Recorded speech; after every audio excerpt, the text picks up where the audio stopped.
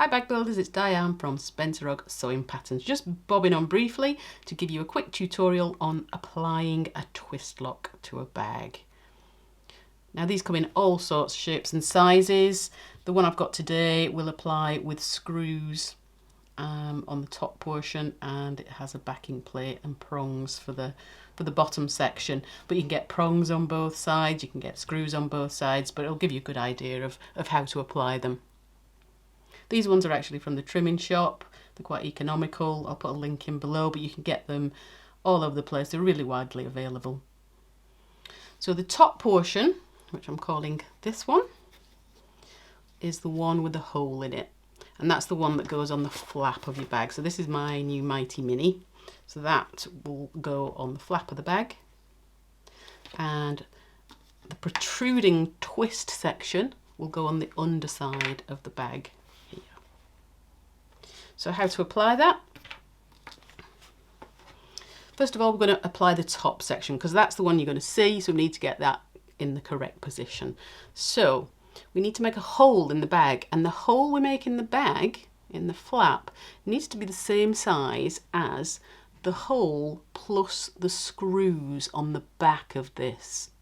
So what I find the easiest is to either put a little bit of chalk or disappearing pen sort of over the back and then press it onto the bag so you can see where you need to cut out, or alternatively you can do that onto a piece of card and cut it out on the card to make a template.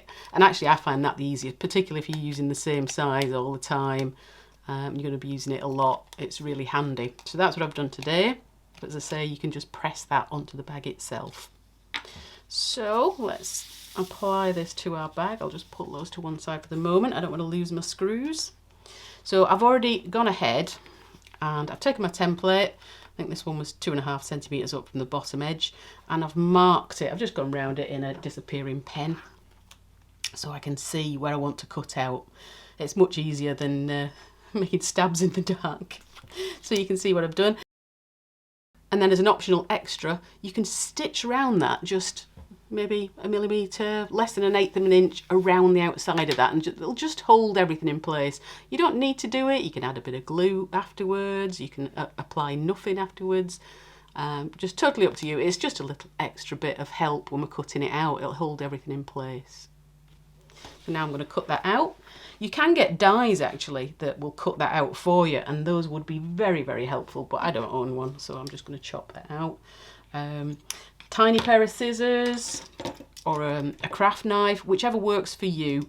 Probably the craft knife is best, but I've never been able to get my head around them, so I always just use scissors. So we're just going to fold that in half, take a first chunk out of it. In fact, I'm going to use big scissors to start,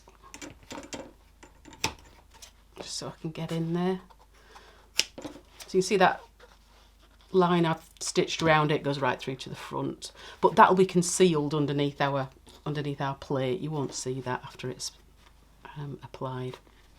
So let's cut that out. So I'm just cutting to the blue mark that I made using my template. I'm not cutting to the stitch line, just to the blue mark. Let's chop that out.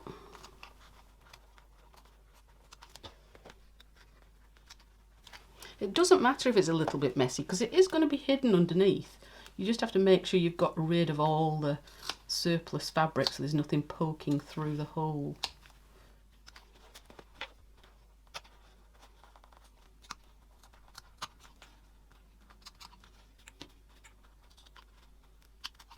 So you can see I've made my hole. It's probably a little bit messy on the other side, so I'll just turn that over and tidy it up on the other side. I know as long as I stay within that stitch line, you're not going to see anything anyway, so you can be quite brave with it.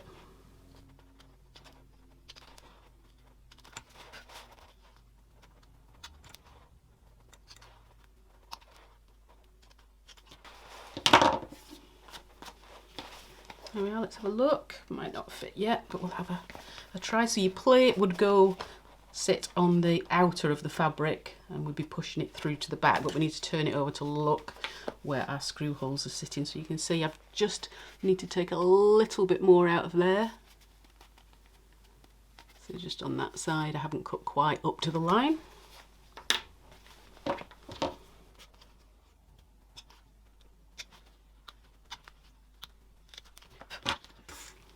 See if that fits now.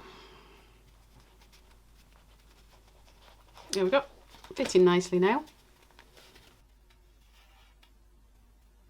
So now I can get my backing plate and my screws. So I'll just flip it to the front to make sure it is sat in the right position. Yeah, that's looking fine. So flip it over to the back. Add my backing plate, if I can pick it up. And then we're going to screw that into place. So unscrew. Don't lose your screws. I have a magnetic screwdriver, tiny screwdriver, which is really helpful for these tiny screws because you can actually pick them up with it.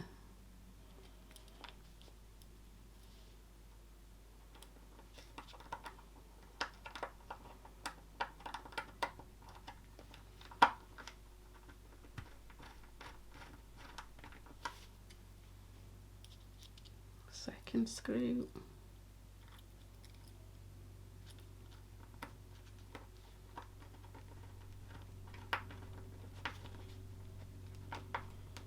There we go, tighten them up. Just flip it over, make sure it's straight before I make it too tight. Yeah, there we go. Nice and tight now.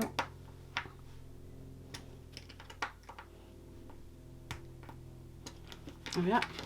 So that's our front on. That's great. So now we'll apply the twist lock itself. So fold your flap down into its finished position. This is the Mighty Mini, by the way. This already has built-in Decaville strengthener inside the bag. If you don't have any strengthener on the back, you do need to place a little bit of a Decaville or something, some ultra firm stabilizer in there just to strengthen, or even a little piece of vinyl will do it, just onto the wrong side of the outer. But we can do that in a sec anyway. So fold your flap down into its finished position. Decide where is best. So for example on this, we don't want to squeeze the bag too tight. We want to have a nice sort of little bit of play on the top there. Keep it nice and square. So I want to fold that down and see where that flap best hits. So I'm just going to eyeball that. It should fall right in the middle of that profile stitch square. Let's have a look. Yeah. So I'm just going to put a dot on there in disappearing pen. That is just about in the middle anyway. Okay, so I've put a dot through there. You can see where that is. I'm going to pull out my lining because I only want to apply the prongs of this twist lock through the lining, sorry, through the outer itself, not the lining, because we want that concealed afterwards. And I'm going to add this portion.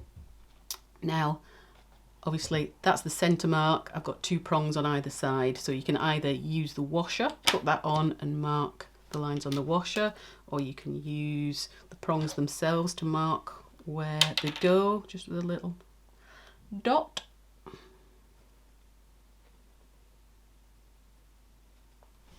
I'm going to check with my washer. I'm doing it, I normally do it with the washer, but because this washer has a spare hole, so it's a bit confusing. So I'll make sure that that is in the right place for my washer.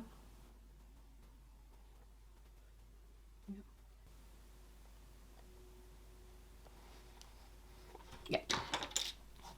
So grab a seam ripper. I'm just going to slip two holes in there for my prongs.